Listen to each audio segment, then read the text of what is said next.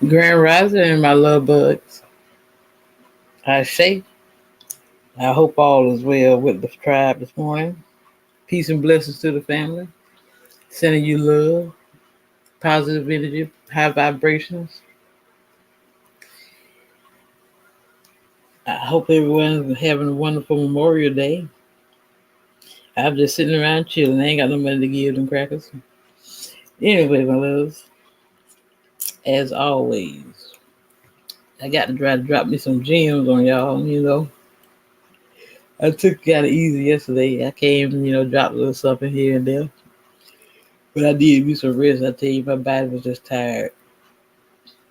Wow. So I hadn't done anything from my guy CG DAHLIN. Sending much love out to him. Shout out for him allowing me to give me his blessings to broadcast and share his wonderful knowledge with my family and friends, my soul tribe. Peace and blessings to you, CG. Now, this is an approach toward poetic epics. Homer, Dante, Milton. War on the Unknown, Modern Mystic Dissolve. This is under the Fair Use Act. Although I do have Mr. Darling's permission, I still always state it's fair use for educational purposes. 1976 Act, Section 107 for fair use. This is Spiritual Studies Session 59. This is an oration of a scholarly essay written for academic conferences. This is a mixed subject, bobbing and weaving from poetry and mythology. Ultimately, the research seeks to ask, where is the modern classic? What does the study of the classic say about where we are now? This is a lens to look through, not a whole picture. This talk should not be eaten up wholesale, but gives a curious perspective and is geared toward leading us to ask, how do we cope with the unknown? Works cited: Allen Ginsberg, How Poetry Foundation; Charles Bukowski, Beating on the Muse, 1996, page 400. You get so alone at times, it just makes sense, 1986, page 131. Dante's Allegory, The Inferno of Dante, Ferrier, Strauss, and Gruox, 1994. Homer, The Odyssey, Ferrer, Strauss, and Gruox, 1998. John Milton, Paradise Lost, second edition, Norton, 2005. Now, without further ado, my loves, this is an approach toward poetic epics. My guy, C.G. DAHLIN. Welcome to Spiritual Studies Session 59. This is going to be a bit more of a formal session, given that it is backed by a scholarly paper written by yours truly. Typically would be performed in much more brevity in a conference. However, this is an opportunity for me to cover it at length. So the focus is on the poetic epics, the classics as they're put. And my assertion in the study of these poetic epics is in what I'm calling the modern mythic dissolve. So the title is War on the Unknown, a poetic history of mythic appropriation and the modern mythic dissolve. And while this could be a very extensive study, extending to the Epic of Gilgamesh, extending out all the way to Faust and the Prelude, We are just focusing on the Odyssey, Dante's Inferno, and Milton's Paradise Lost. And so the approach is that these epics, these classics, are a representation of the spiritual and cultural tenets of their era. They're a story of the time, a zeitgeist. These are poignant historical markers of what the mentality was in that day and age. And us reading through the lines of these epics, these classics, will teach us about the trajectory of human thought and the undulation of story in human society, specifically in the Western world. So I am coining these poetic epics and these poets as expressors of their times. So in this too, we have to ask some questions to keep us on the guide. What purposes have these classics served? Why do they exist, essentially? Next is, what do these poets believe about the cultural codifications that they're expressing? What is the stance of the actual poet? And lastly, and most importantly in my mind, what does all of this say about humanity's relationship with the unknown? So while this topic seems to be focused on the literary and specifically on the poetic epic, it extends itself in the questioning process to spiritual traditions and religious traditions. So before diving in, there are some disclaimers, of course. As noted, I am not saying that these poets are anything more than just representations of what the times are saying. I'm not saying that they alone are the ones pushing these things. I'm saying that they represent it. They're markers. I'm also saying that we are only choosing choice classics. As noted from the beginning, I fully understand there is a wider scope to this study that is beyond my scope contemporaneously. And with this, we start with the Odyssey. So most important to focus when it comes to our investigation is on the Greek concept of Filoxinia. That is Philoxenia for those wishing to look into it. Philos is love of a friend, and xenia is foreigners. So it's this cultural modality that lives still in the Greeks, which is to be kind and to welcome and offer hospitality to those that you don't know. And as you read through the Odyssey, you see reoccurringly that they implore each other for this hospitality as it is ordained by Zeus. Everywhere Telemachus or Odysseus goes, they're imploring that they are being treated well. And we see an antithesis to this in book 9 with Polyphemus, the Cyclops. So what does the Cyclops represent is our question. As opposed to getting into the mythology and the form of the Cyclops represents a refutation of this Philoxenia. It is a Greek cultural idea, concept, that they are asserting unto the world that this ought to be. And here is the example of what is not that.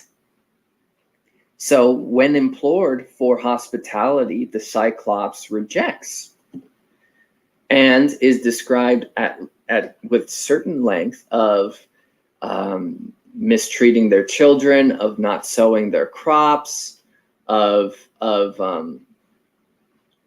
just generally being savage. Now, in the time of history, the seafaringness of the Greeks was everything. However, it was an uncentralized seafaringness in the sense that you could just go wherever and you would be hoping that the people that you're going to happen across are going to treat you well.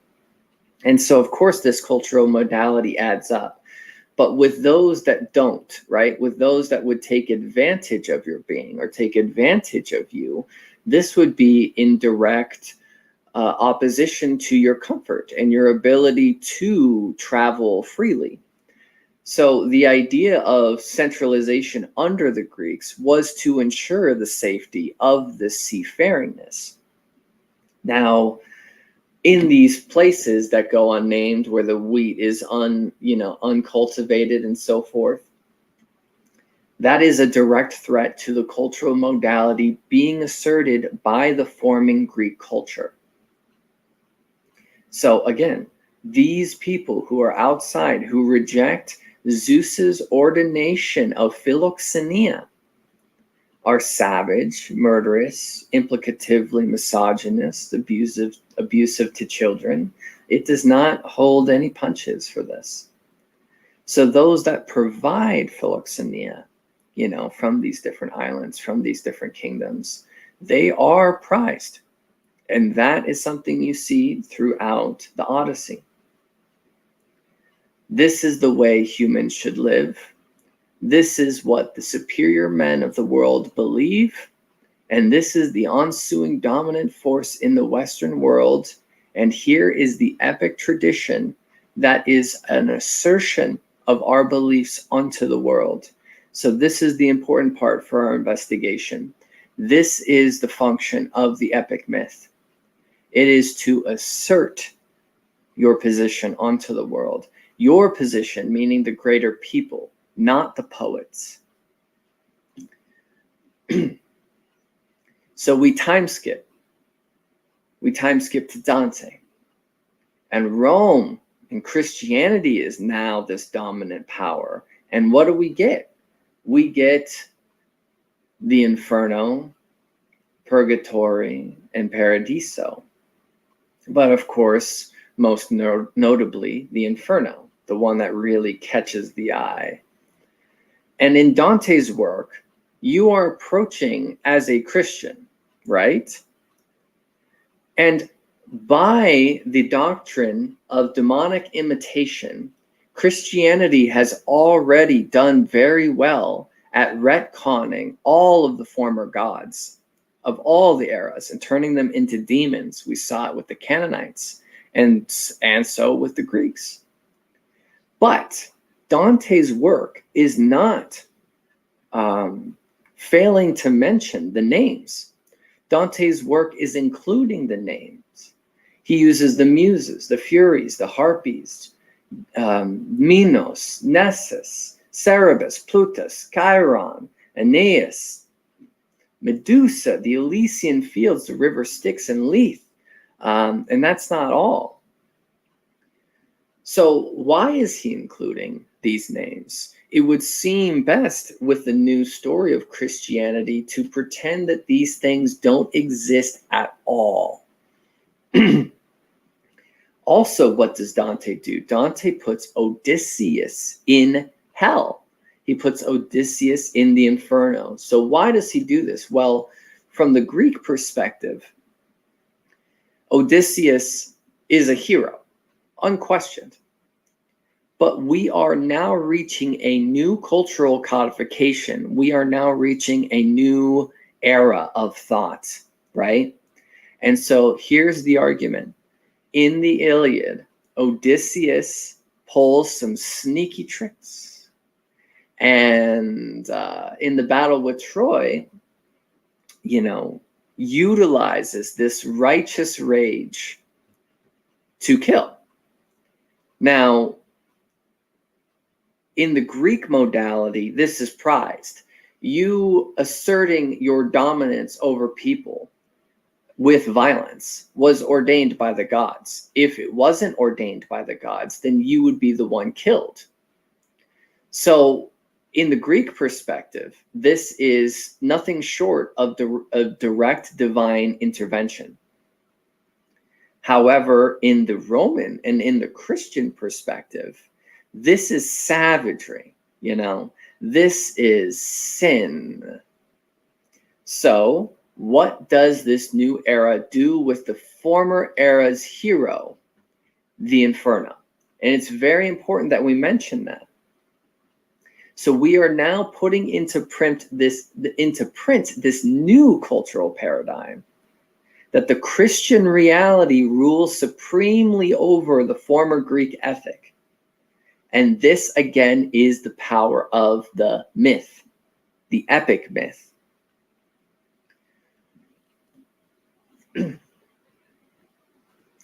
There are implications here, though, and I feel like it's just not talked about enough. Naming them means they exist. So if this is truly Christian, it doesn't add up, because naming them means that they are in a shared literary universe. So in which case it would seem to say that Dante is a poet first and a Christian second. That the greater story of the myths is a shared literary universe that continues to retcon itself. If it was just starkly Christian, we wouldn't have these names, and we wouldn't bury Odysseus in the Inferno. So if it's a shared literary universe, then that means that the Greek pantheon exists within the existence of Christianity. Now, the implication in that, though, is that this is Dante's Inferno. This is not Christianity's canonical Inferno. However, people treat it as if it is a Christian book. So there's some real conflatedness here. And it's not a secret that Dante takes creative liberties. I mean, he put popes in hell. He was taking some liberties. And there's an argument to say that it all just is an allegory for his own spiritual development as well. So for our purposes, we move forward once more. We move forward to Paradise Lost by Milton. And we see that the Greeks are not being buried in this retcon. However, we are now broadening the scope of what the epic myth is retconning from the cultural modalities of the past. And that is specifically on the Canaanites. So what do we got? In Paradise Lost, we have Beelzebub, of course, derived from Baal. We have all of his alternative characterizations, Ramon and the Baalim. Then, of course, we have Moloch, Dagon, Chemosh, Chemosh, Astaroth, and all other deities of the Levant, most notably the namesakes of the Canaanites and the pre-Israelites, or I should say, also known as the pre-Israelites. And so now we are appropriating a further back in history, right? So it's not to say that the Old Testament didn't already have a way of appropriating the Canaanite deities. It's just to say that for some reason, Milton is studied beyond just the Bible.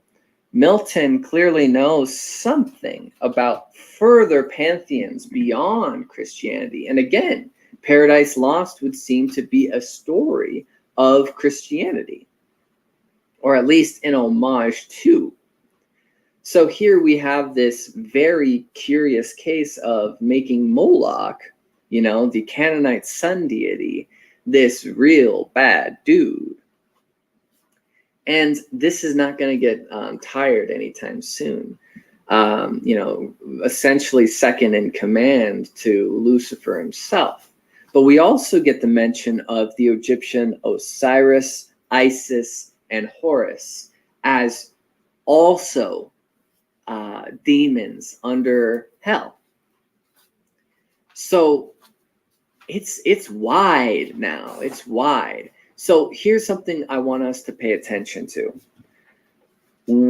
We have a story that is taking names, right? Taking symbols, idols, gods from the past and recontextualizing how they are interpreted in the exoteric mind of humanity. It is repackaging what has been conceived of in the past for its own purposes. It's retconning. So we saw Dante retcon Odysseus, right? We saw him retcon the Greek assertion, what we believe in the world, and change it and say, this is what we believe in the world, and this is what we're going to do with the heroes of the past. Now we have Milton, who's taking the names that were worshipped by the Canaanites, by the Egyptians, and reappropriating them into demons. Now, again, I'm not saying that this isn't something Christianity's already done. We're just using the lens of the classics and the poetic epics. So we're assuming that Milton is very learned here, right? And it would seem so because his eloquence is very notable if you're going to read through. And yeah. So does he believe in the cultural codifications he's expressing? And it's the same question asserted onto Dante. Does he believe what he's saying? Is he a poet first and a Christian second? Because with his learnedness beyond the scope of just Christianity, it would seem to introduce an interesting question mark. He also does something curious because Dante invoked the muses to start his Christian epic. However, Milton invokes the Holy Ghost, which is a flip of the script. You see, it was always the muses invoked before long epic traditions. And now it is the Holy Ghost. You are retconning, you are changing the language, you see. You are taking ideas and making new words for them or changing how they are interpreted. So it is a question of the poet. What's the poet doing? Now, I would stand out and say the poet is expressing the era of which they're in. The poet is like an actor. They take on a role. They take on something they are experiencing. They are not a philosopher. They are not a theologian. They don't, if they're a poet, they don't have a stake in the game of saying this is what ought to be believed. The poet doesn't do that. They observe, they express, they show, they display. So that's my shiftiness when it comes to what they're up to, you know. So here is that question, right? It's the question of the poet themselves. Given the resemblance of how Homer treated the idea of through the artifice of Polyphemus the Cyclops, given how Dante treated the Greek mythological hero Odysseus in the Inferno, and here how Milton is treating the revered deities of the long usurped civilizations, i.e. the Canaan, i.e. Egypt, what degree of seriousness can we ascribe to the poet undertaking this tale? Are they not privy to the fact that the classics are a continually coercing act to make? Right? That it is a shared literary universe between all of them, of which they use the former to like as a stepping stool for their greater ideas, for their triumph over what was.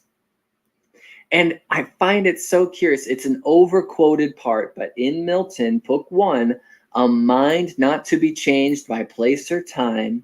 The mind is its own place and in itself can make a heaven of hell and a hell of heaven. And I find that curious because of its implication. It's to say that it's all about the mind. It's all about how we choose to talk about what's going on. It's all about how we are expressing ourselves now. Can make a hell of heaven and a heaven of hell. So that is my question there. And that's where we're starting to itch at my main thing about all this. And that is the unknown. That we need a story to tell, right? And whether that story is through the lens of Christianity or it was through the Greeks, or hell, if it was through, native traditions, the Aboriginal traditions, if it was through the Siberians, right? It's story. It's story. And it's all about the mind. And it's all about having a way to express it. So the point of this is that you can view these classics, as I'm listing them, as simply assertions of this is how we talk about reality now, at the time it was written. This is how we approach reality now. It's not saying whether it's good or bad. It's just saying this is how we do it. This is our assertion unto the world. This is our assertion unto other cultures, unto other languages. This is the force of the Western world. So skipping past... I say that all the time. I said, this hell right here. Shit, what y'all talking about? the prelude, skipping past Faust. This is the point that I'm most interested in talking about.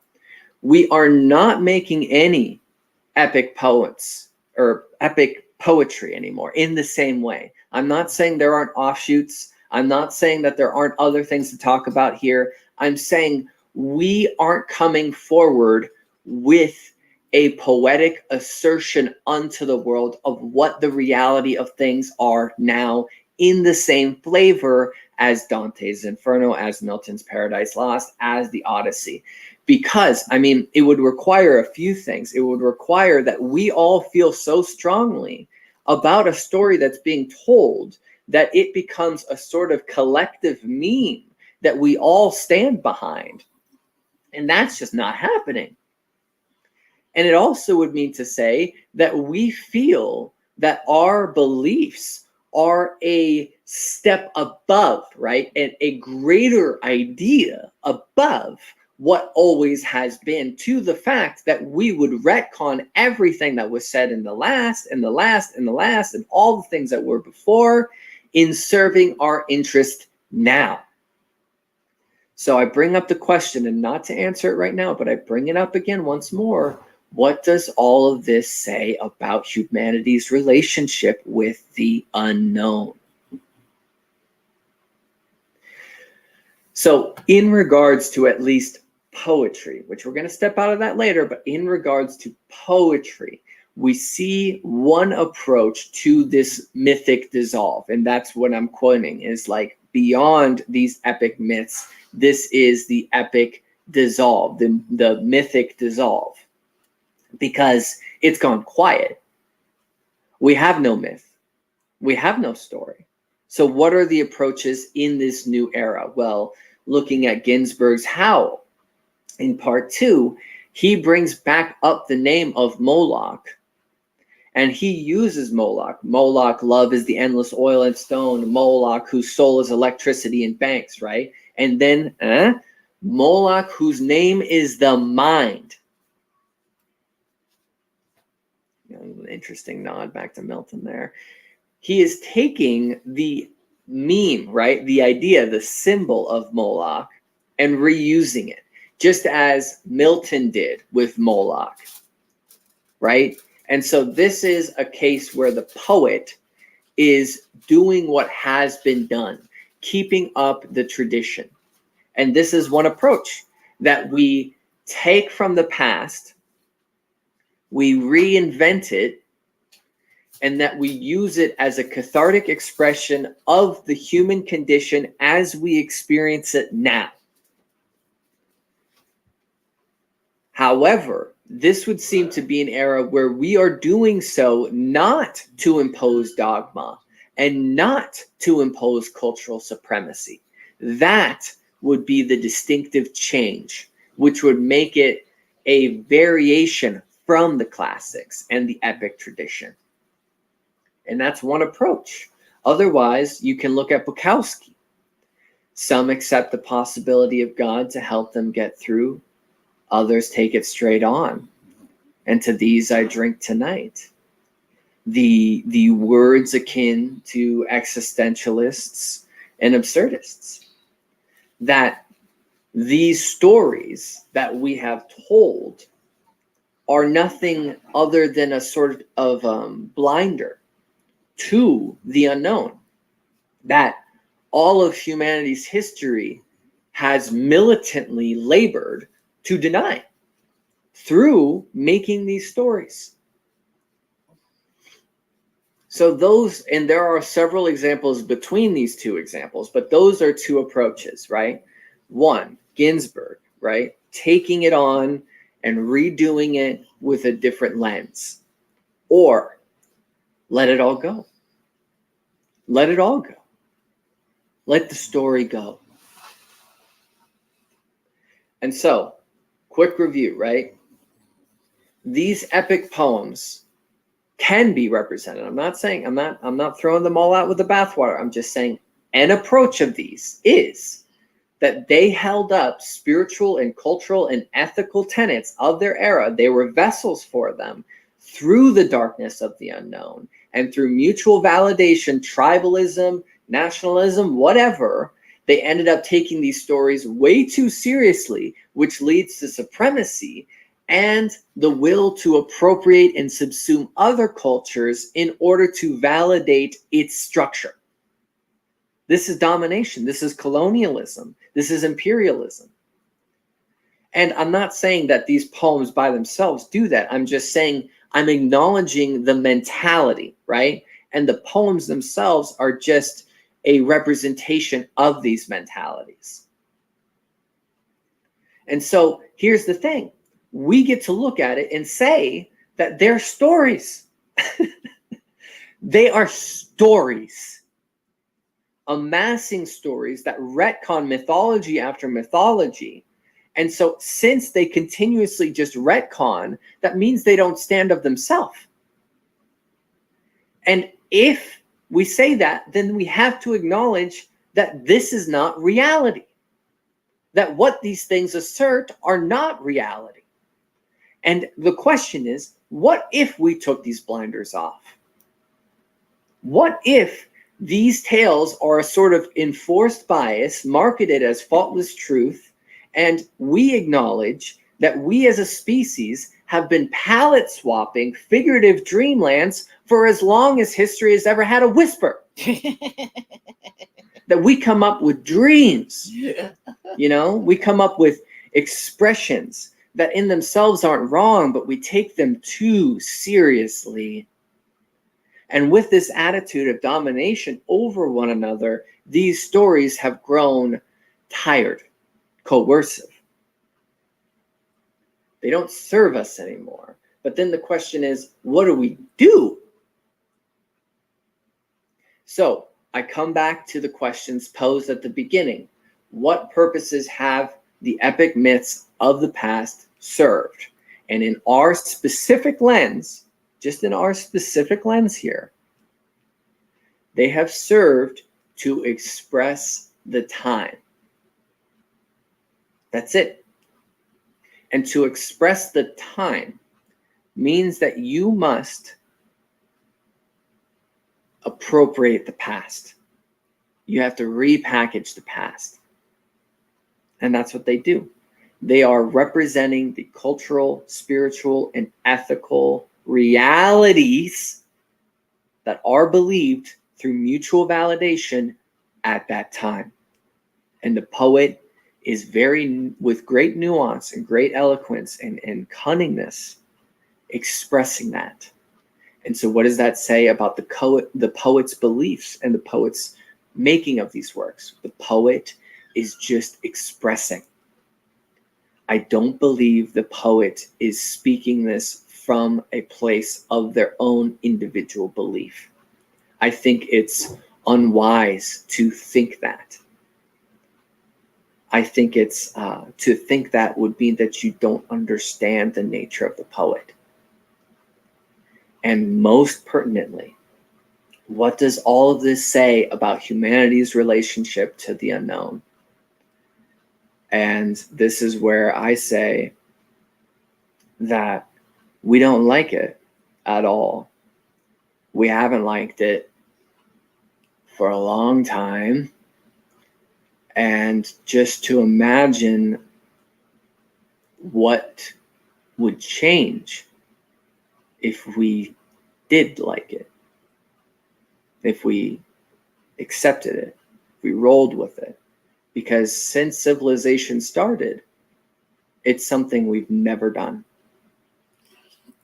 Now, since he was talking about dreams, now I know I don't have to worry about him giving me no copyright claim. Because we already got an understanding, me and Mr. Dahlin. I call him CG.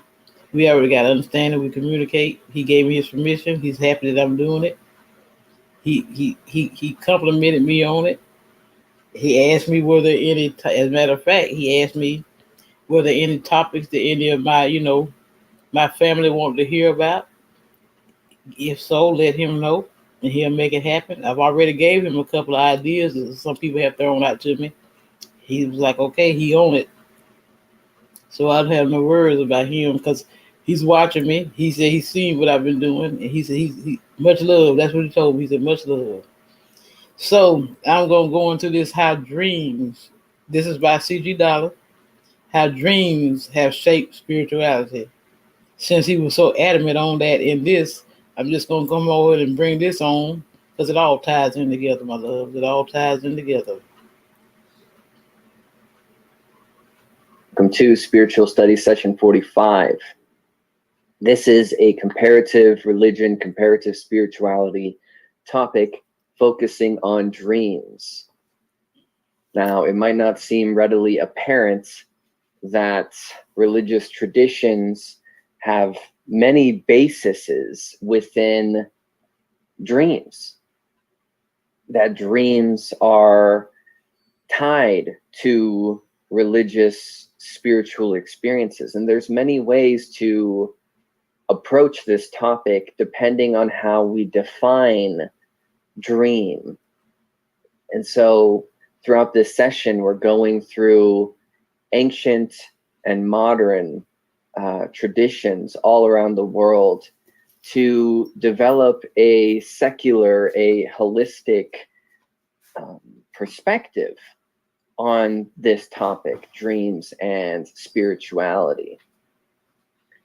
So it goes without saying that all religious traditions, and yeah, maybe just all religious traditions, are influenced by dreaming.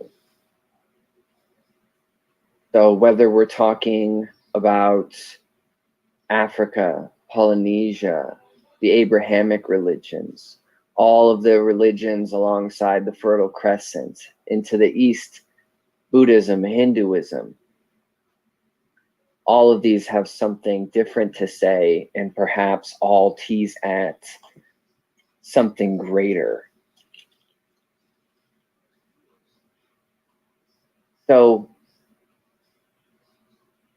modern day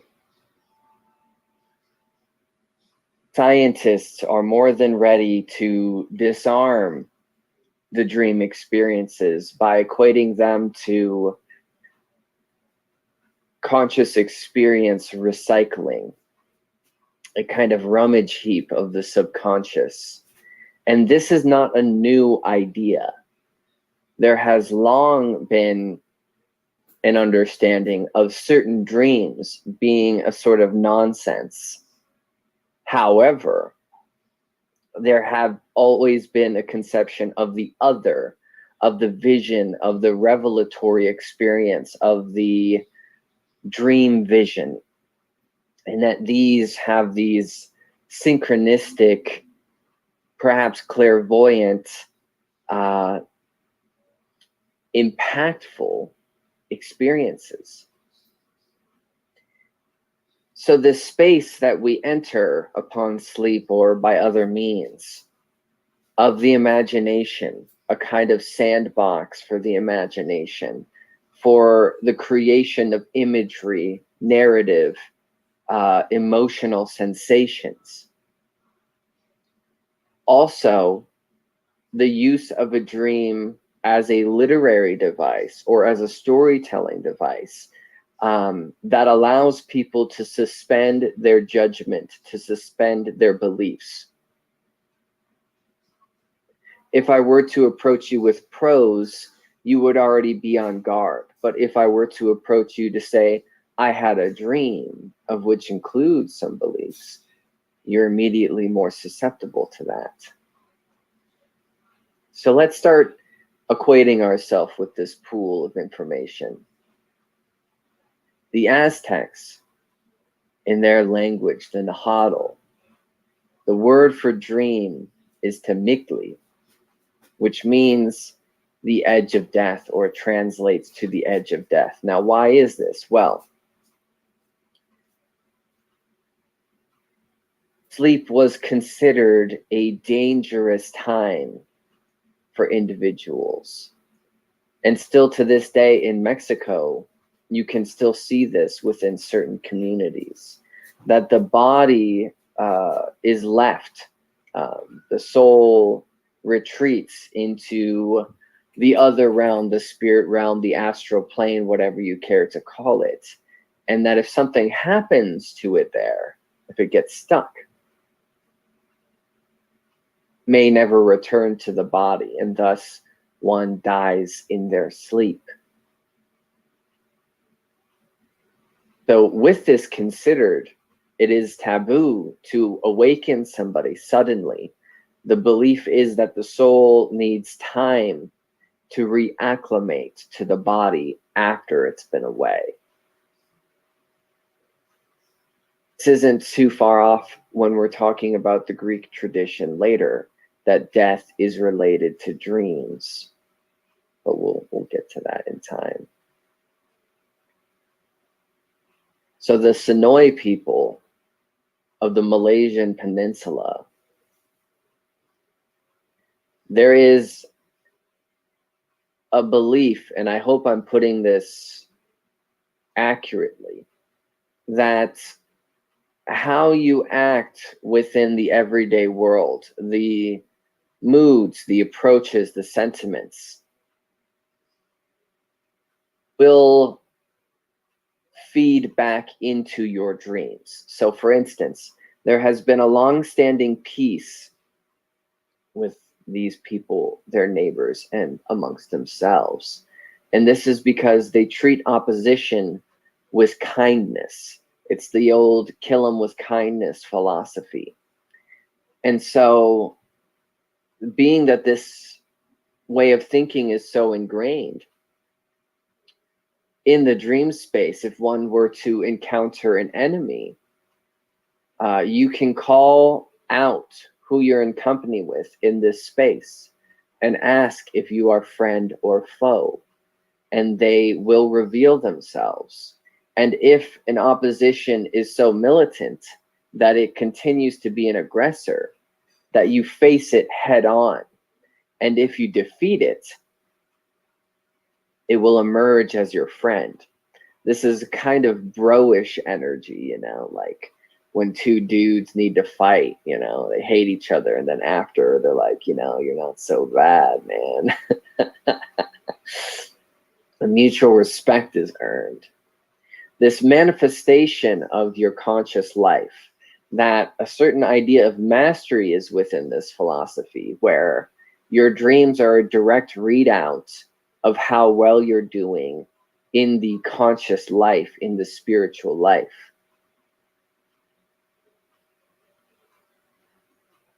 Consider this too. a culture that makes your dreams what they are.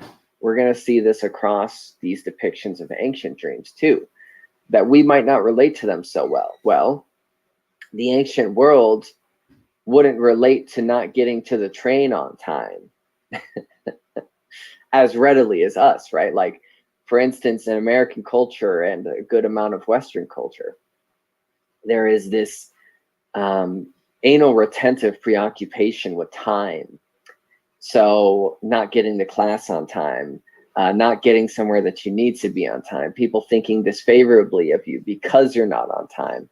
These anxiety-ridden, stressful dreams is a creation of the conscious experience, and that the culture will carve, flavor, give grounds for such experiences.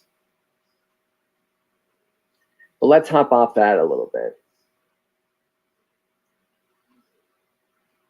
The ancient Egyptians, and this is not uncommon, their belief is like many others during this time period in this area, that dreams, the existence of dreams, is proof of another realm of existence.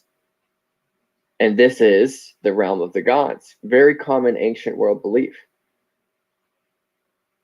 And that even the act of art, making art itself, is tapping into the world of dreams. Or maybe if we're going Platonic with this, the realm of ideas, you know, a form. There's this long tradition here by the Egyptians that the gods come to the kings and queens and princes in their dreams, prophesizing their rule. Many stories of this, many stories of this, only for that dream to become real, for it to be clairvoyance. We'll find this in the Bible later, but right now I want to talk about how we find this all the way back in Sumeria. So this guy, Gudea of Lagash, was ruling 2140 to 2120 BC.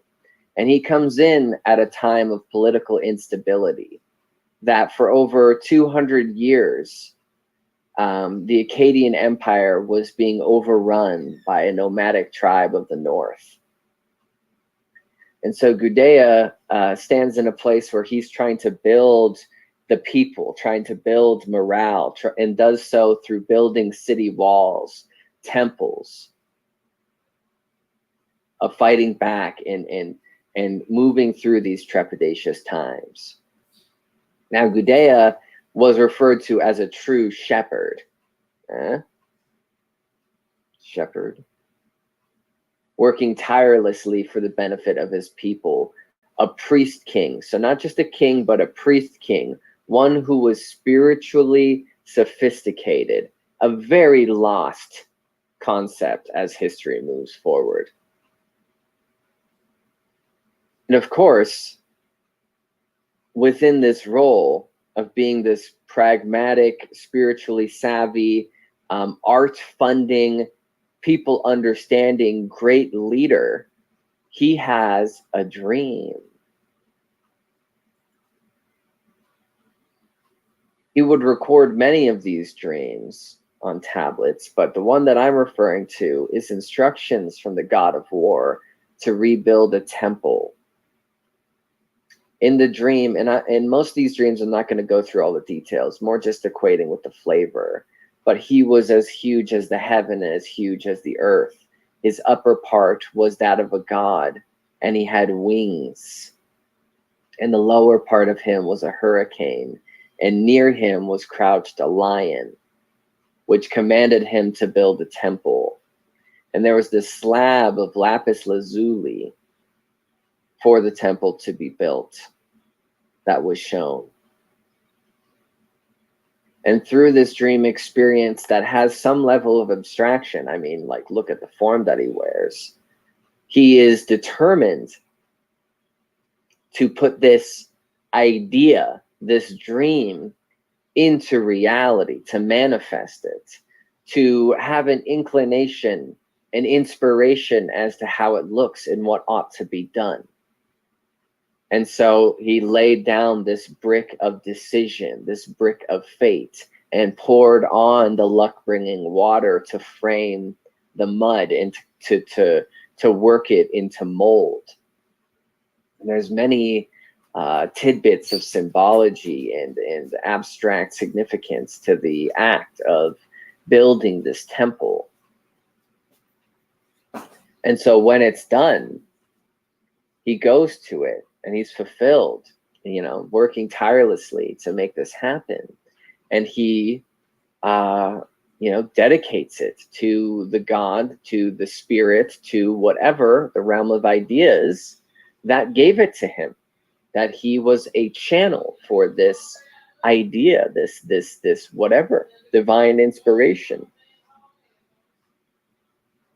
And he says, I will spread in the world respect for my temple. Under my name, the whole universe will gather in it. So it's not just for him, you know, it's a testament. And that these, you know, that this spared no expense. Lapis lazuli is the quintessential royal precious stone, along with plenty of carnelian. So we're getting nods to biblical things here, right? Like, for how many times in the Bible do you see that temples are made and direct name drops of these stones, and you know, that inspiration came through a dream to do something. So let's look at the Bible here for a bit. Job 33:14 through 18. For God speaks in one way and in two, though man does not perceive it. In a dream, in a vision of the night, when deep sleep falls on man, while they slumber on their beds. Then he opens the ears of men and terrifies them with warnings, that he may turn man aside from his deed and conceal pride from a man. He keeps back his soul from the pit, his life from perishing by the sword.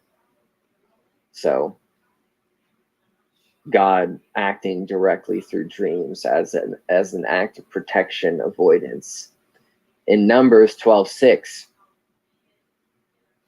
he said, hear my words. If there is a prophet among you, I, the Lord, make myself known to him in a vision. I speak with him in a dream. So let's focus in for a bit. I want to talk, in this course, I've talked about Enoch, and I've talked about Ezekiel's vision, but I haven't got to mention Daniel's vision of the four beasts. So let's dive into this for a bit. So presumably Daniel is resting, right? And he has this divine dream of which he promptly would write down, which would lead to scripture, right? So the four winds blow through from the heavens, and four giant beasts emerge from the sea. And the first one is like a lion with eagle's wings, and its wings are plucked off like its feathers, and it stands on 2 feet like a man, and is said to have the mind of a man. So there's a slight step away. As through Ezekiel and as through the experiences of the cherubim, oraphim, seraphim, there's many understandings to say that this is rich symbolism, that these animalistic characteristics are acts of symbolism understood by the cultures of which they're entering. So that would be to say that these details are very conjured, that they're esoteric, that they're trying to tease at something within the inn. But let's take on the approach that this is a genuine experience and not a contrivance. So let's go forward. The second beast is like a bear, and it has 3 ribs in its mouth between its teeth, and it says, arise, devour much flesh. That's pretty visceral, huh? The other is like a leopard, 4 wings like a bird on its back, and it has 4 heads. So a lot of this, again, to step away, a lot of this is really nodding to symbolism, to Ezekiel, and to chimeras. But the 4th beast is the one that's very noted. The 4th beast is bearing iron teeth. And it has 10 horns. And within these horns, it's said that there are eyes of a man, and a mouth speaking great things. So again, it just has to be this nod to Ezekiel. The wheels have eyes, the wings have eyes. In this case, the horns have eyes.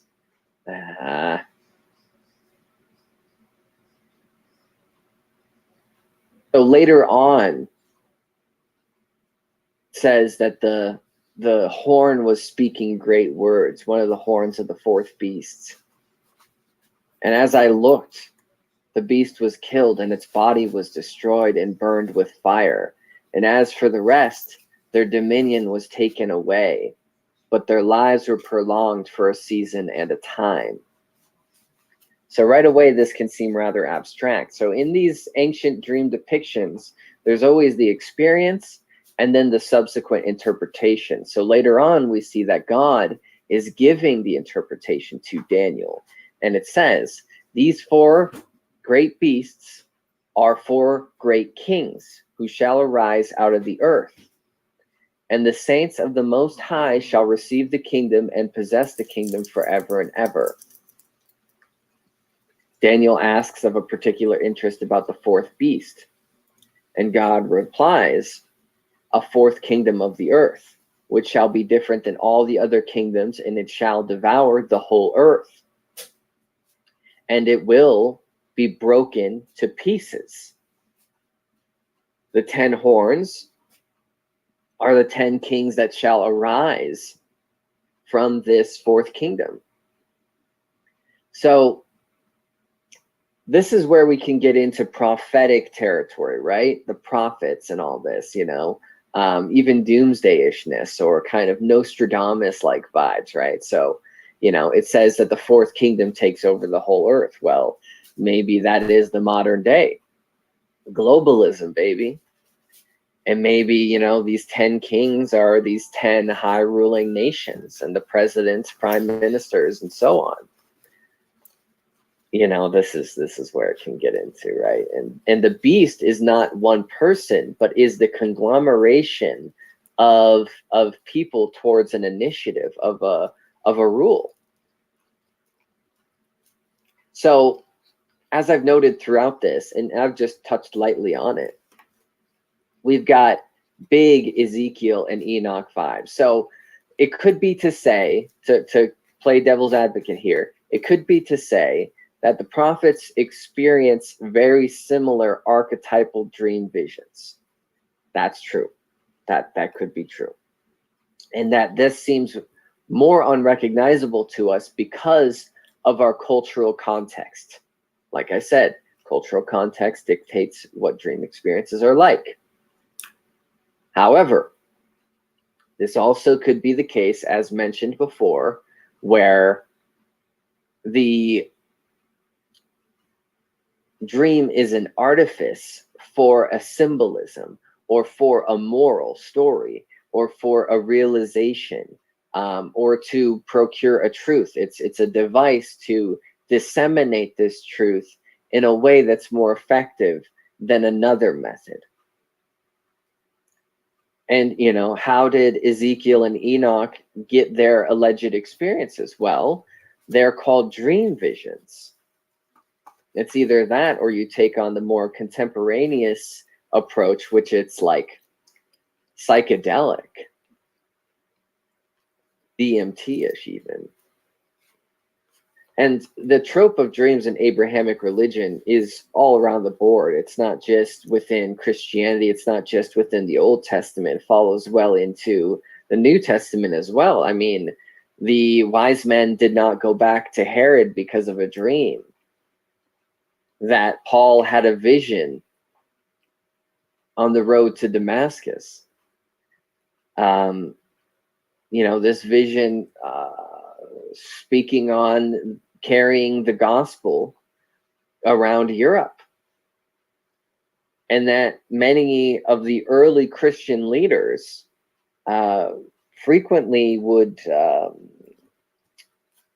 jot down their dream experiences.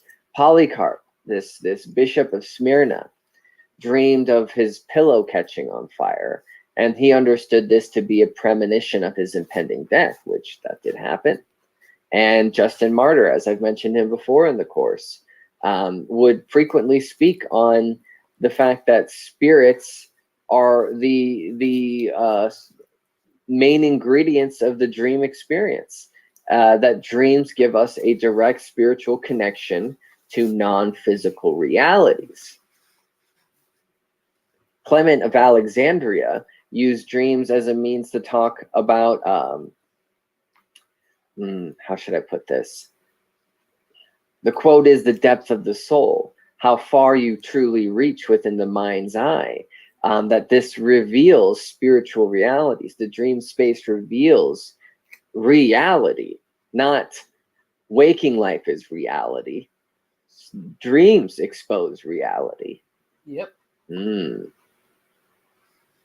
And that this is the space of which you are open for divine revelation, for insight into your destiny, which we'll see this repeated later. So let's jump across a little bit and we'll talk about Islam. I haven't got to talk about Islam too much in the course. So there are more than one dream vision attested, in my understanding, I could be wrong about this, to the Prophet Muhammad. And the one that I'm mentioning is when angels are taking him towards a sacred place. And as they're taking him, he sees a man being carved, his cheeks being carved open by another man. And he asks, "What's this?" And they say, "Carry on further." He sees another pair of men. One of them is laying down and another is striking him with a boulder. And he's bursting his head. And then each time he looks back, his head is restored. And then he's getting bursted again. And he asks, "What is this?" And they say, "Carry on further." And then he sees a cave that's described to be like an oven. And it's filled with naked people. And they rise and subside with the flame. And he asks, "What is this?" And they say, "Carry on further." And then he sees a river of blood. And there's one man standing in the center, and there's one man standing off the shore. And the man that's trying to get to the shore, the other man throws a boulder in his face and knocks him back to where he was standing before. So it's this endless cycle of him trying to approach the shore and being prevented, kind of like we got some Sisyphus vibes here. And of course he asks, "What is this?" And they say, "Carry on further." And then they finally reach this green garden with this huge tree and a number of other people standing around, a man blowing a fire, the tree containing this wonderful house, this wonderful place, and this sky realm above. And he's finally given the explanation for the dream by the angels. They say, "The man whose cheeks were being torn apart is a liar. The man whose head is getting smashed is negligent of the knowledge given of Quran. He does not practice.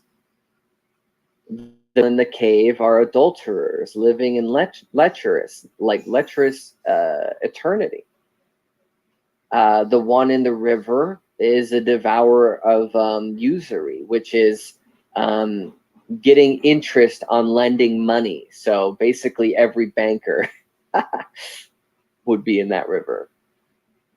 And that the man blowing into the fire is the guardian of hell. And that the place above is where he would go when he passes. But he's not going to die yet. This is just the vision. And so this is a direct allegory for the sins acting as a deterrent, or the punishment for sins acting as the deterrent for people. And so you see here that this dream vision is very much like a story, like an old story, like an old moral folk tale almost. Or how in the same way too, again, it could be this literary device, right? Where it's getting a point across. The whole thing is getting a point across. And it's not to say that it can't be a genuine dream, because dreams do this as well. There are very notable, memorable dreams that do follow such a narrative. But you can see how both the vision of Daniel and the other visions in the Bible, and this vision given to Muhammad, kind of have these flavors to them. I don't know how to really put it otherwise, but we're going to hop off of that for a bit, because that's just one way of talking about dreams. I've given all this context to that way of talking about dreams, where I question the act of literary devices or genuineness of prophecy. And I just say question. I'm not making a statement one way or the other. But we have another way of looking at this, and this is the more woo-woo end of things.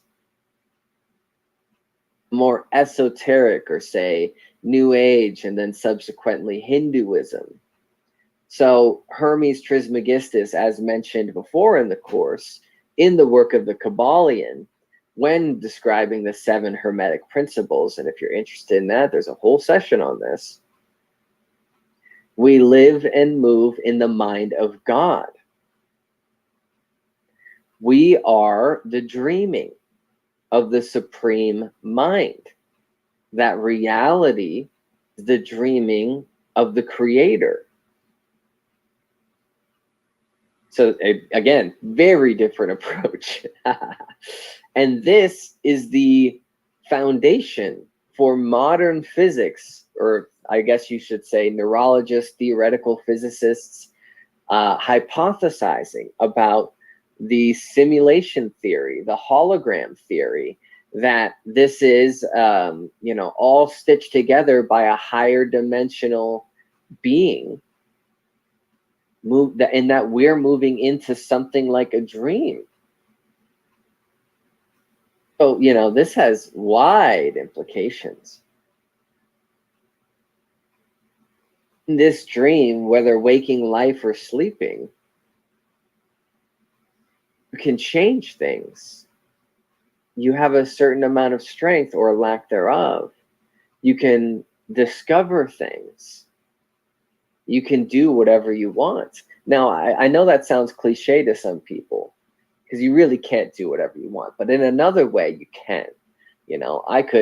I could shave my head, put on a good pair of slacks, and start pursuing my career as a car salesman. If I wanted to, if that's the character I wanted to become, I could do it. So there's this other end of things, and this is a conscious dreaming. And no, it's not necessarily lucid dreaming, although that could be a part of it. And this intertwining relationship with yoga. And however far back that dates, thousands of years, 1,000 years, and these nods in these ancient texts like the Tibetan Book of the Dead to such conscious dream experiences, or this mysterious technique of Lavapa from Afghanistan, or these Tibetan methods of achieving dream state through meditation and breathing techniques. I guess this could be likened to transcendental meditation. And that there's this considered special state of dreaming, of which one can achieve both the sheerness of consciousness and the subsuming of the subconscious, or whatever you want to call it, the astral realm, what have you. This trance body being separated from the physical world and being put somewhere else. So this opens up the discussion quite a bit to other lesser known subjects or lesser understood subjects. So where are you when you're daydreaming? Is it purely in your mind? In these trance states of meditation, where are you? Are you truly in your body? What is really cooking up psychedelic experiences? Is it really just the body? Because it feels much more than that in all these cases. And what's up with astral projection? Is this to say that it's all just a trick of the mind? That there isn't another realm in any of these experiences? There's not a greater web, not a separate dimensionality, that there is nothing more, that there is no unknown, that it's simply what we see and nothing else. It's soupy. It's real soupy. So that's another approach, right? So we've got the vision experiences, we've got the chance of literary devices and storytelling. You know, for how many episodic series have you seen where there's a knockoff episode where it's like, oh, it was all a dream, you know, or the beginning of the story starts with someone having a dream and that shows something about someone's character. I mean, it's no accident that psychoanalysts, you know, are very interested in hearing about people's dreams. And then we have this whole realm of esotericism, where it's very nebulous, very, very nebulous. So let's hop to another culture yet again. Let's talk about the Norse. So the Norse were very interested in the dream space, and they actually have a word for nonsense dreams. Dromstruck. Gosh, I'm probably terrible. Dromstruck? Where there's a conception of what is dream nonsense, and then there is a conception of the divinatory, revelatory, clairvoyant, destiny-revealing dreams. So again, the idea that there is dream nonsense of the subconscious regurgitation is not new. Psychologists and scientists, that's not original. If you recall from the session, have y'all ever, you know, waking up, say, the next morning after, you know, you got up, you know, from sleep, and it feels like, well, when you get up and you go outside or whatever, it look like you in the same, you know, we still here on Earth. It looks the same, but it feels different. Feel like you in another world, but it still look like the same world. If you understand what I'm saying. Has that ever happened to you? It happened to me all the time. On the Norse believe in fatalism. They believe that everything is preordained, that everything is set by fate. There are the fates, the sisters of fate. The quote is, "My destiny was fashioned down to the last half day, and all of my life was determined, that everything could be known in advance. And this is why we have divination. This is why there are the use of the runes in divination." So there's a contrast here, right? There are the nonsense dreams, and then there is the fate. And an example of a very famous dream within the Norse culture is the dream of Queen Ragnhill. So that's, for those that are interested in looking deeper into it, Queen, Ragnhild. And the spark notes here is that the dream that she has prophesizes her descendants and prophesizes her rule. The tree is symbolizing her descendants. So again and again, right? We saw it with the Egyptians, we saw it with the Sumerians, and we saw it in dream stories that I didn't mention that are within the Bible, that the kings have prophetic dreams, or queens have prophetic dreams that reveal their rule. So it's a trope that we're seeing across the world at this point. That dreams are so significant in this culture that the gods have dreams as well. That Balder had the dream that foreshadowed his death in the beginning of Ragnarok. And to think of this from this cultural context, that dreams are a means of contact between the other worlds and humans. This could be contact with the gods. This could be contact with the elves. This could be contact with the dead, which that's a very big end of things that I don't get to talk about. Many people have experiences of encountering the dead within their dreams in such serious and significant ways that it very much seems more than just wish fulfillment. But to think that dreams are a medium between all beings is a fascinating one. That such dreams are messages, important messages, and that's the way to get them through.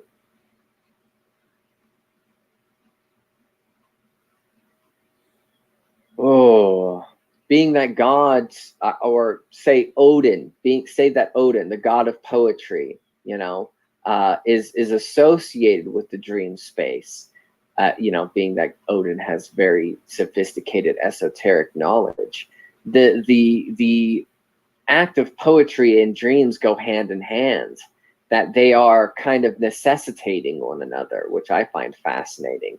And within the culture, there are seers. That's what they're designated. Seers are the people that you would go to interpret your dreams, because we tend to get them encoded, and then way later we can interpret them and see what they were saying.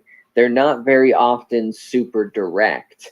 So to have people that are designated in trying to, or in being better acquainted with the woo-woo space. So as a final culture to hone in on, I want to talk about the Greeks, because the Greeks here have a god specifically designated for dreams, and that is Morpheus. So I don't know, I guess many people don't know this, right? Because they think of the Matrix. Well, where do you think they got the name? Morpheus is the god of dreams. So I'm not talking about the Matrix here. I'm talking about where the Matrix gets its inspiration, people. That Morpheus is the one that shapes dreams, that forms dreams, that he's a messenger of the god, divine messages for people. That he is the son of Hypnos. Hypnos is the god of sleep, and the son of Pasithea, the goddess of rest and relaxation. And that his brothers are the literal forms of dreams. Oniroi, O-N-E-I-R-O-I. I should just start spelling everything I can't pronounce in the near future. There's an old phrase, means, the phrase is in the arms of Morpheus, which would be to be within the dream experience, that you were in the arms of Morpheus, that the whole experience of the dream itself is a crafting. And etymologically speaking, linguistically speaking, Morpheus, the word morph, so think of the word transform, or like metamorphosis, or morphic, or amorphousness, or amorphous. Yeah.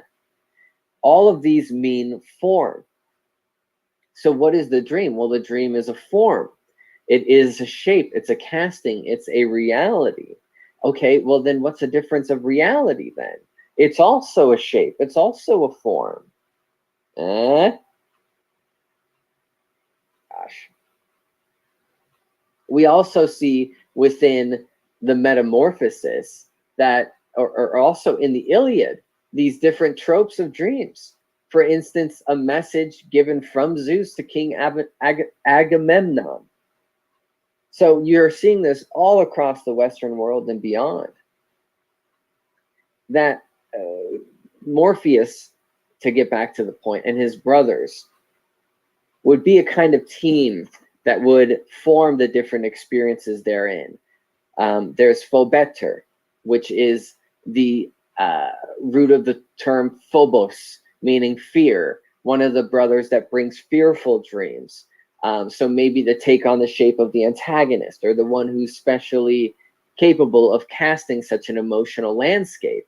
There's Phantastus, which is the root of the term fantastic or fantasy, a fantastical experience, an unreal, anomalous dream experience. Brother of Morpheus, right? Morpheus is kind of the head honcho of these different brothers that bring the different flavors to the dream experiences of human beings. And that Morpheus would be the one tasked with not just giving dreams to people and kings, but to gods as well. It was said that Morpheus sleeps in a cave of poppy seeds. Okay. Where else have you heard that name Morpheus? The Matrix, right? I tell you, boy, been putting it in our face all these damn years. I've been seeing the shit. Cause my eye been open. See, we chosen ones. We always been able to see through the veil. Is this a morphine reference? Is this a poppy reference? That's why we always been so different. That's why we was always loners. I know I was. I never did fit in with my classmates and stuff. I somewhat, bullied a little bit, pick that. We always go through a lot of things in life. That's because we chosen.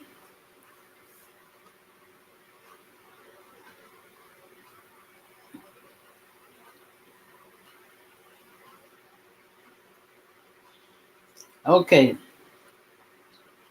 Oh, this is Dark Goddesses, Sacred Feminine, Destructive, Triple, and Primordial Goddesses.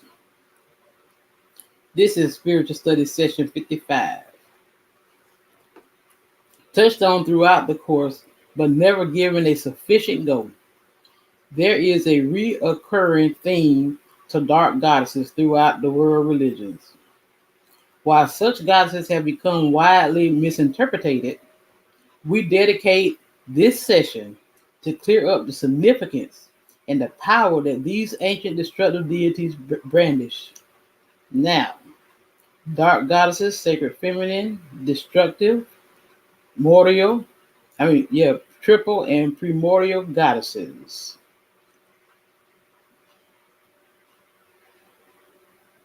Welcome to Spiritual Studies Session 55.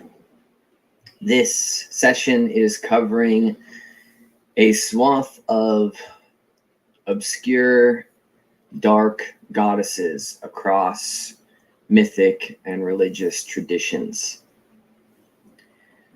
The arc of this session starts with the obscure and moves towards the more relatable, more translatable.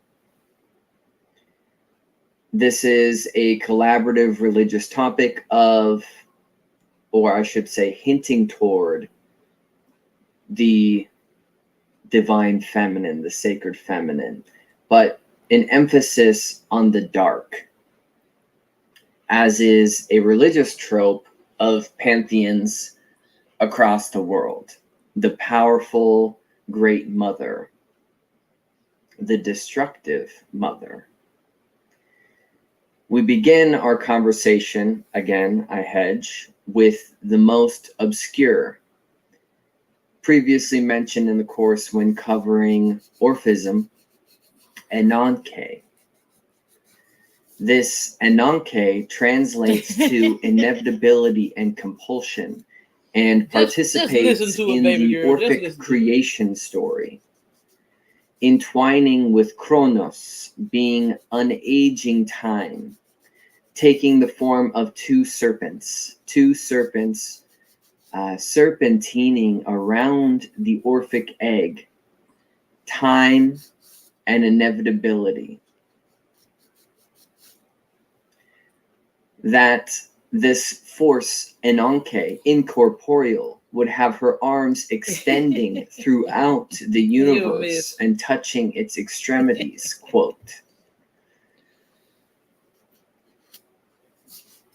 In other creation stories, Enanke isn't mentioned. And in the what I want to say is, as we'll be discussing, there is a lot of drift between what is Nyx and what is Enanke. Nyx would be taken in by the more classical stories of Greece, which again are not solid. They are also a moving tale. So contradictions of who births what and what means what is dependent on what story you are reading. In this particular Orphic Rhapsody, it is Enanke, Chronos, and the thesis, the idea, the time, and the compulsion, bringing forth Phanes. That these early parts of the story were not as popular to some because they are beyond human comprehension, expressibility, not so acceptable. But the curiosity of this early primordial history is the tale of ether or aether and chaos, the chasm, which seemingly all religious creation stories begin with, the chasm or the chaos.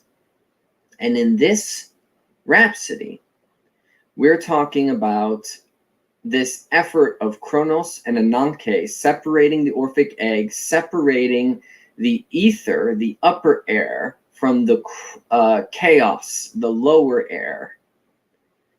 So it was a kind of sifting that took place with the Orphic. Y'all already know I be DJing up in here. I'm the master of mixing. I mix up some different studies every time. Hey, it is what it is. Egg that moved, that separated the upper from the lower. The aether, of course, being that air of which the gods breathe.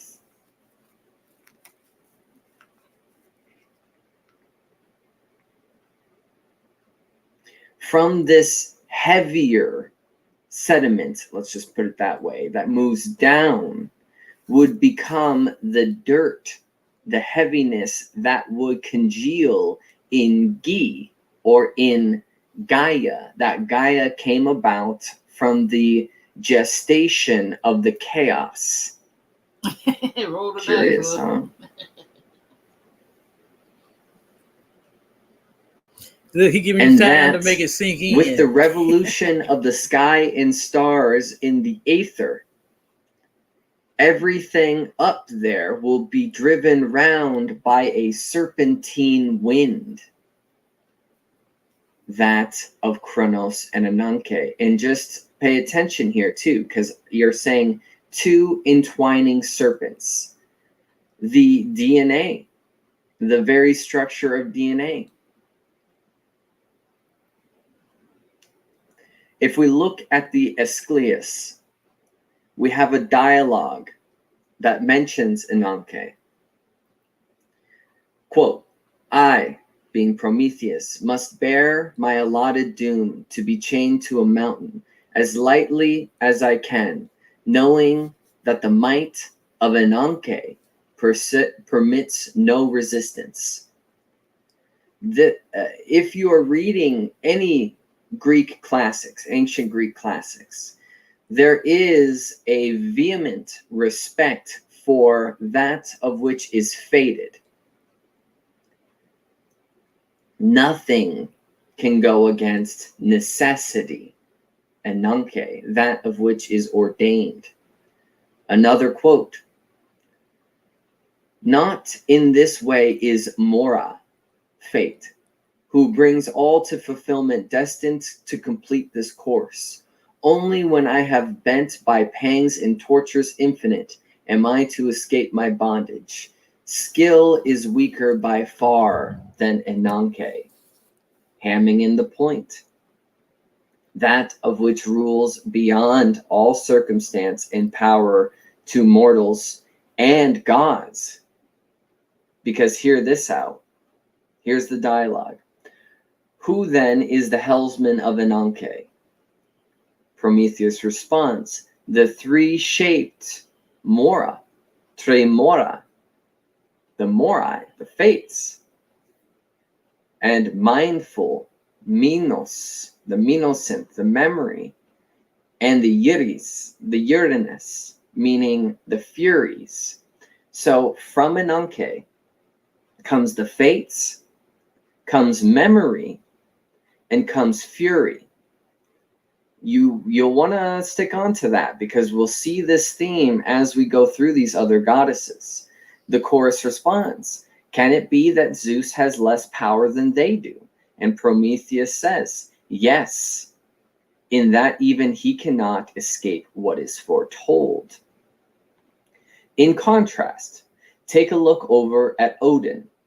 Odin is trying to escape the fate of Ragnarok because of how he came to power.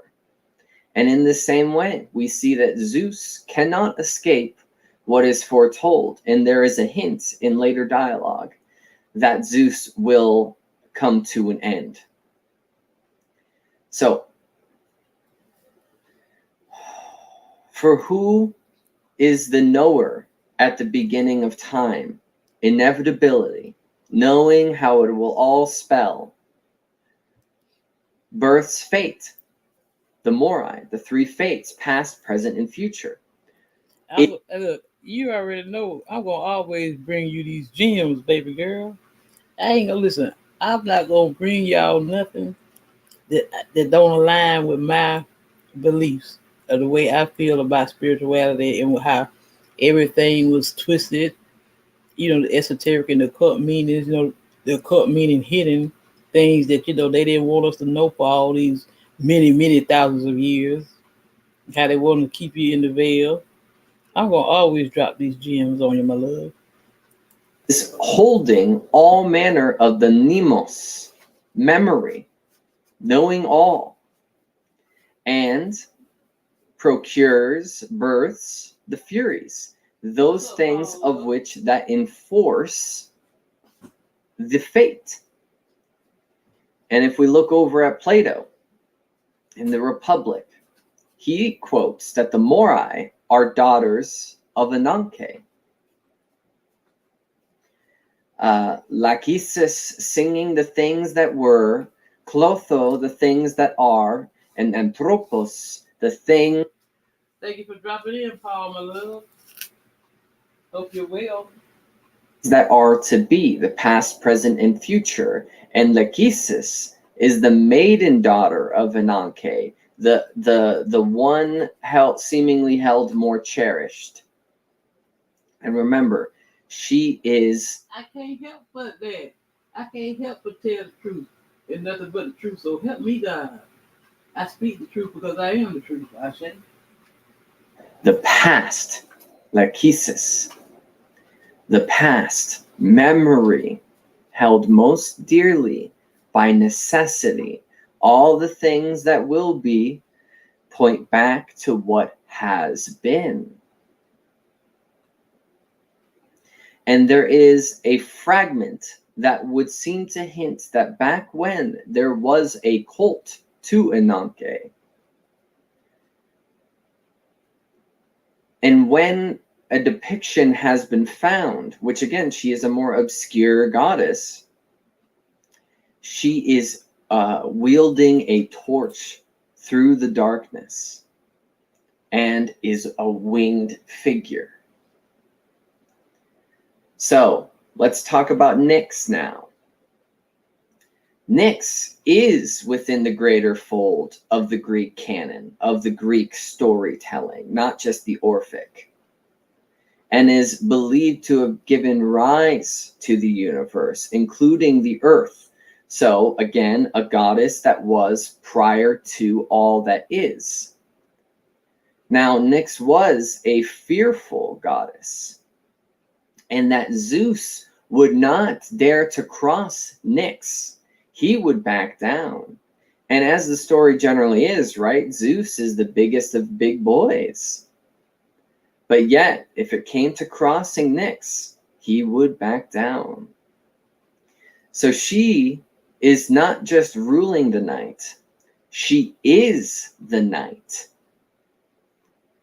And while many fearful things come out of the night, there is also the comfort of the night, the quiet, the solemn. And while Nyx hooks up with Erebus, the darkness, she seems to continually get more of the reference. In Erebus, even if you read if you read the Odyssey, you do have these coined gods that are mentioned quite a bit, quite a bit of Poseidon, quite a bit of Zeus, quite, semi-divine Circe. But there's also reference to Oedipus, but nobody quite pays attention to that one. Anyhow, Nyx tends to get more of the focus here. That Erebus and Nyx would drive the chariot across Uranus, across the sky, and that their children was day and ether. So both the day, the light, and the brightness, ether, would be the children of night and darkness, which is quite the cosmogenic thing to wrap your head around.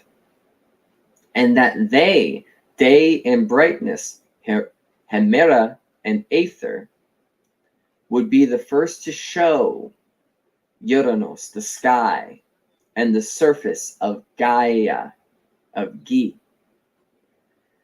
But what most people know is the many dark things that were birthed from Nyx. This being Thanatos, death, the twin brothers Hypnos, Eris, strife, Geras, old age, Moros, doom, nemesis, retribution. And pay attention to that one. Retribution. That one will come up quite a bit. But also the Onerai, or the Onoroi, the gods of dreams, Morpheus, Phantastos. So while there's all this dark doom and gloom, there's also the dreams, which is of great reverence and of great seer fascination. Far off, and I've mentioned Hecate. I'm not giving her a lot of talk in this talk because there is the case of taking the Greek concept Heka and making it an homage through Hecate, more as an implant into Greek storytelling. So there is that close link between Nyx and Hecate, being that the most powerful of spells would be done under the night. And if you are a practitioner, then the night is where you would be doing it. So that mutuality between women and magic, that dark magic, the dark magician. Now, I have to say, I say it all the time. See, that's how, the Most High always back me up in everything that I do. I said, I was poking fun because everybody do call me a mix master, a DJ, because I will mix it up in a minute. But if you notice that when I do mix things up like that, the spirit always comes through. Because everything that I mix up always intertwined. I say, I can't make this shit up. the Wiccans and yada yada, has a sort of nod back to this Nyx. And Nyx would trade the post of the day with Hemera of the night. So they both were told by Hesed to be living at the edge of the world in a home, but they would never stay in the home together. When one would come in, the other would go out. And the only time they would be near each other is at twilight. So you can see that this is a very mixed bag. It is not a pure dark essence by any means. It is a very powerful essence.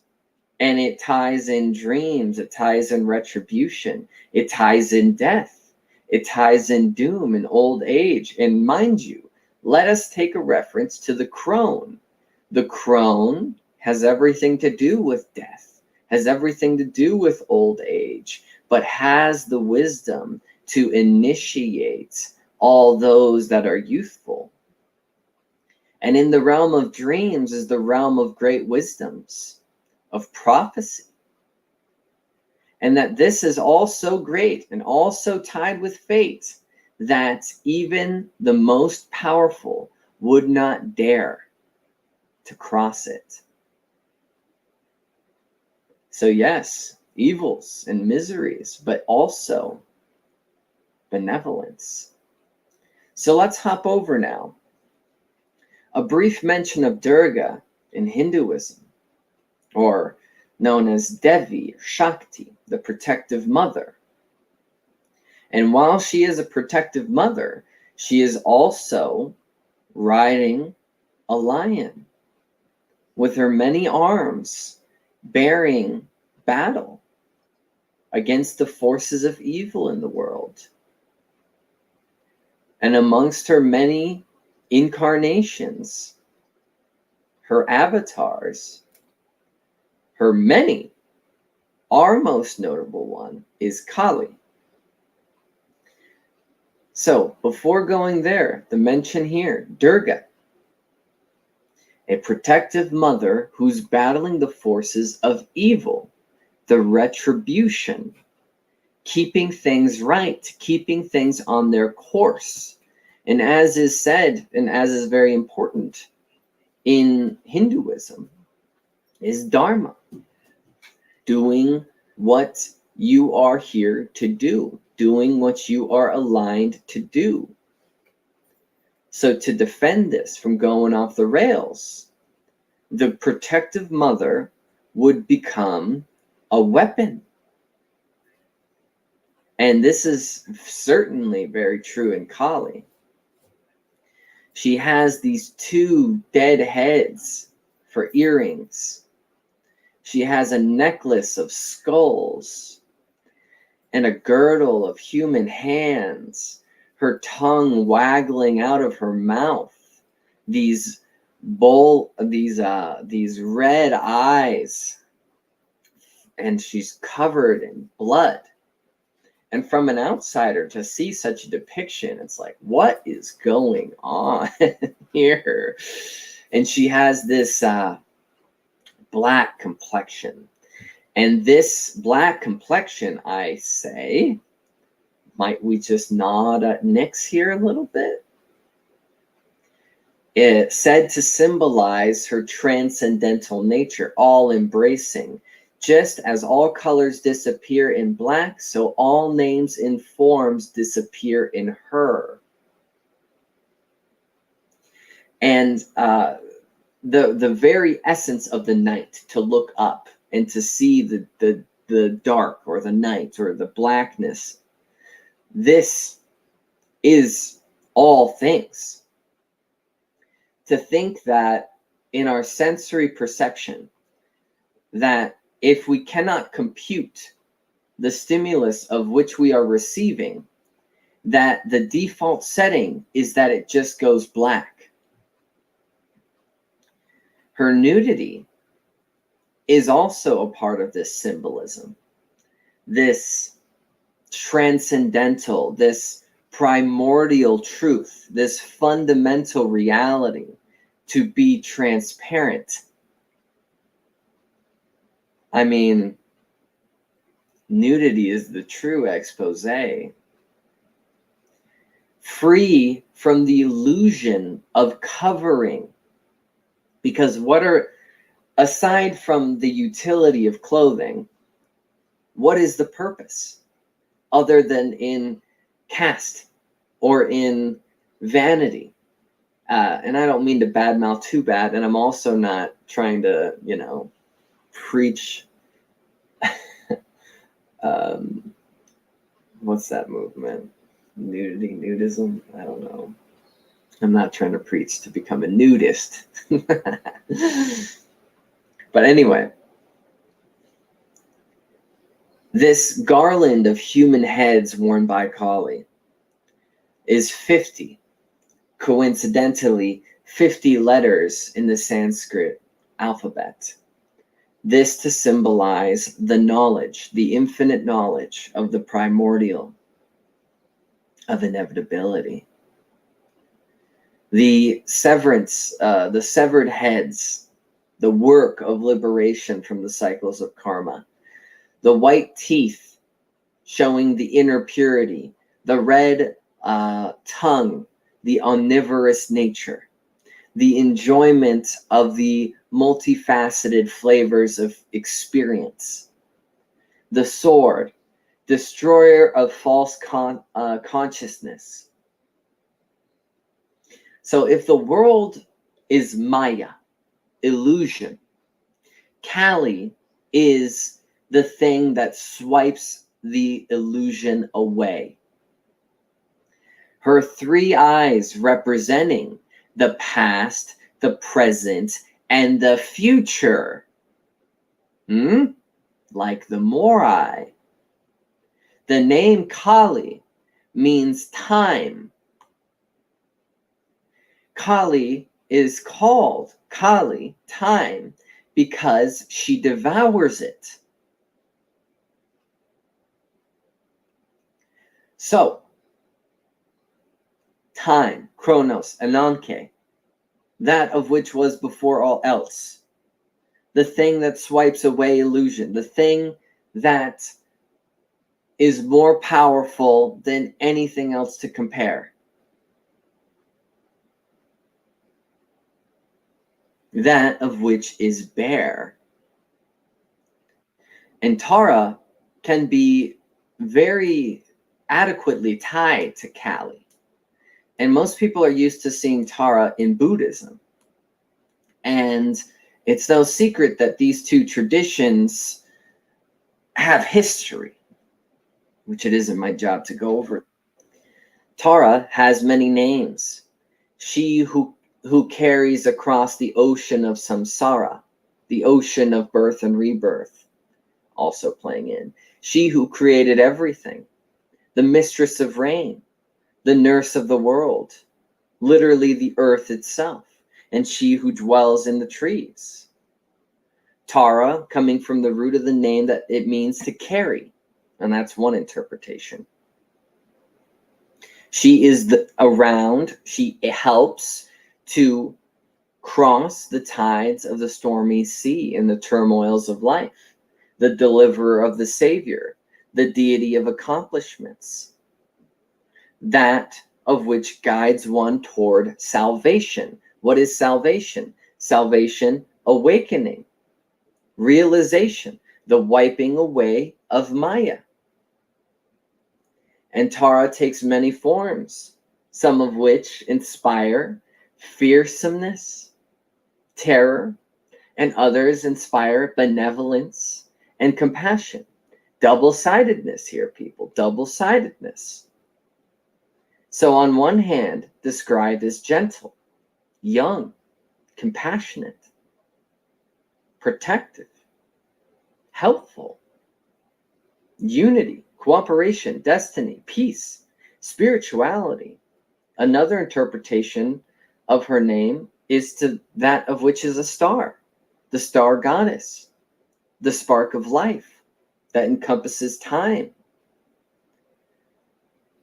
that assists in helping us to understand the universe and the mysteries, giving us a glimpse of our destiny. And there's a lot to say about the mutuality between the stars and destiny. You see the astrological reference here, huh? So, what are these many forms? Green Tara, Mother Earth. White Tara, protector of long life.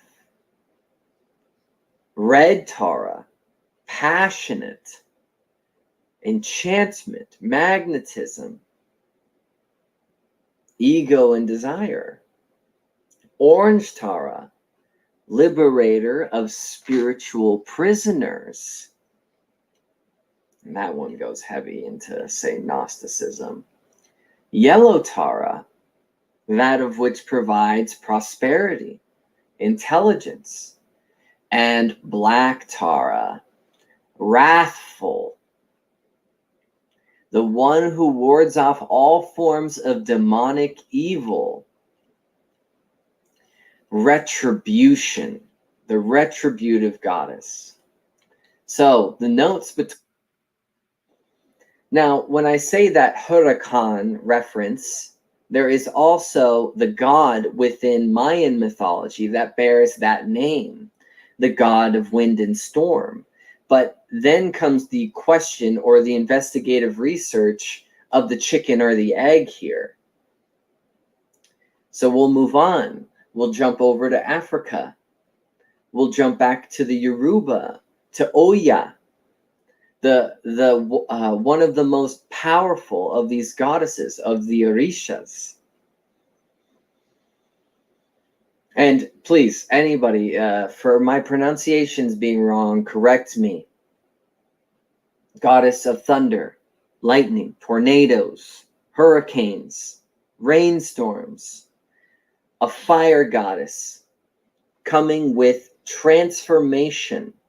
Now, what is immediately observable is the outer transformation of the landscape, that of which is changed by the power of nature. But there is also the power of the inner transformation. That too goes to the credit of Oya, guardian of the realm between life and death. Mutuality here, associative with funerals and cemeteries, and communication with the spirits, and accordingly would have ties to ESP, extrasensory perceptions, clairvoyance, intuition, psychic phenomena, visions, rebirth. So the spirit of death. And she can call it, and she can hold it back. The spirit over death, or the power over death. And accordingly, Oya bears the knowledge of the magic arts, the great mother of the elders of the night. So association with witchcraft here. Both, again, both sides. That of which is protecting, and that of which is a warrior. The goddess who is supremely powerful, that will come down on injustice, dishonesty. And for those aligned will be of great benevolence.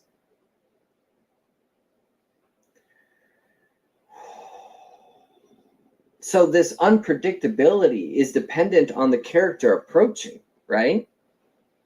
Because it could be benevolent and it can be destructive. It really depends on the purpose thereof. So this, to call on the powers of Oya, is a tricky business, because are you in the right standing for that? Or will you come to detriment of that? It makes me think of taking on a heavy ayahuasca experience, or a plant medicine experience, where it could go really great. and it could go terribly bad. And that depends purely on who's approaching it. It's a very powerful thing, but who's the one approaching it and what is in the subconscious of that person. So next, I want to talk about Pele. This is, and I think, I don't know if I'm saying that one right, but P-E-L-E, goddess of fire, lightning, volcanoes, Madame Pele, Tutu, grandmother, the earth-eating woman, the creator of the Hawaiian Islands, emerging as a symbol of adaptability and the power of the indigenous people. The cycles, bringing land destruction, but also creating new land by the power of the volcano, making things anew. So again, you have both sides. You have bad fortune, as it would seem, and then you'd have good fortune, as it would seem. The protector. Jumping across again, Baba Yaga. What is Baba Yaga? And we've discussed this plenty before too, but here's a story, right? Lady runs into Baba Yaga in the woods trying to find fire for her family, for her, I think it's her stepmother and her bad sisters. And Baba Yaga makes her do these impossible chores. But what Baba Yaga seems to not know is that this visitor has the ancestors with her, has the power of intuition that takes on the artifice of a doll. If I remember correctly, or if this isn't the only version of the story, and manages to miraculously complete all the tasks given by Baba Yaga. And so Baba Yaga gives over the fire. And what is the fire? The fire is the inner power, the true Dharma, the destiny, and the awakening. And so in this way, Baba Yaga is the teacher to the visitor. Baba Yaga, as I've mentioned before in the course, is the archetypal crone. The crone that lives in the woods, that is of old age, that is a quite dark figure, that knows all manner of magic, and that tests the initiation of those that come to her. The primal priestess. And not too far off from this would be Lilith. And that's a big turnaround, right? Because Lilith has quite the negative association coming from the Proto-Semitic Lilitu, meaning night, the female night being. And of course, this would be ham-fistedly tied to demons, those of which in the wind bring disease. Going all the way back to Sumer Lil, meaning air, simply Lady Air, goddess of the south wind and wife of Enlil. So quite the convoluted history, because we know what Lilith turns into, that of the demon that... You see, in astrology, they don't like Lilith either. They call that the Black Moon Lilith, because they say that really is like, because see, I have Lilith in my Aries. I have Aries is my midheaven. I have Lilith, it's my midheaven, Jupiter, Lilith, and Chiron. All that is in Aries for me. And they say the Aries is like the dark side, anything associated with black, they will always say it's bad. That's why they call it Black Moon Lilith. Would steal children and would be the archetypal, what's the word? It's a sleep paralysis demon. Storm demon. So quite the convoluted history, because we know what Lilith turns into, that of the demon that would steal children and would be the archetypal, what's the word? It's a sleep paralysis demon. Spirit, destructive force, goddess, primordial goddess. So there's the flip again. There's the flip. Namu, mother protector. Tiamat, destructive force of Dharma. Look over again to Serdowin of the Welsh.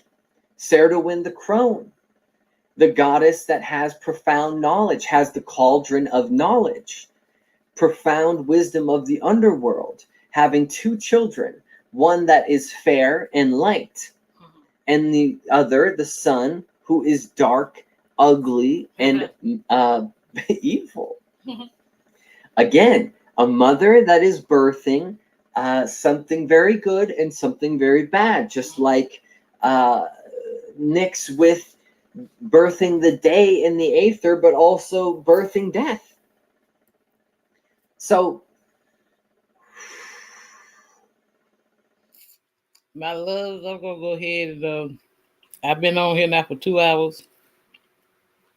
I'm gonna go ahead and cut this off so I can go handle some business.